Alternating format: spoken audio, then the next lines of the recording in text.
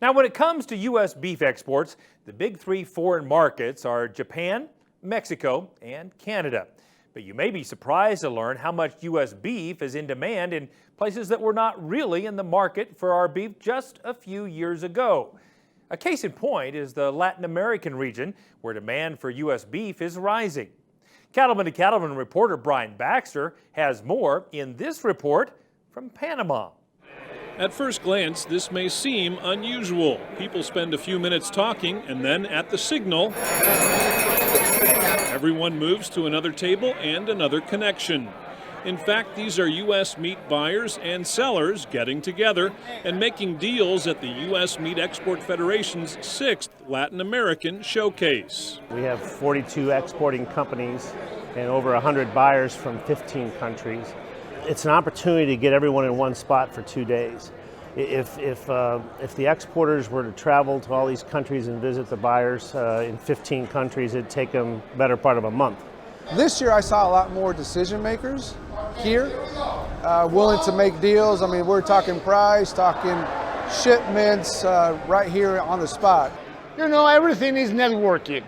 And that relationship, when we get to know each other and we get to talk to each other, it gives us the best first step to do business. This year, the U.S. Meat Export Federation hosted their Latin American Showcase in Panama. In addition to face-to-face meetings, the event included updates on global trends in beef markets, as well as information about new cuts and cuisines. The world's becoming globalized, and they're wanting to learn what's popular in the U.S. They want to learn what's popular in Japan and Korea and Taiwan.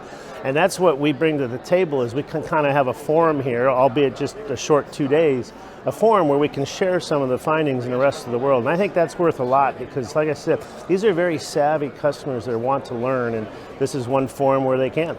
My biggest takeaway is the relationships that's being built between importers and exporters from the two areas, and the trust they're gaining. You know, I visited with a lot of the exporters this morning for the United States. They really are seeing this 2 or 3, 4 year relationship develop, and they're selling a lot more product. In most Latin American countries, the population and the economies are both growing, so the opportunity to sell more high-quality U.S. beef is clear. You know, first and foremost, people are looking for safety, and the U.S. is basically the gold standard when it comes to safety. Next, they're looking for quality.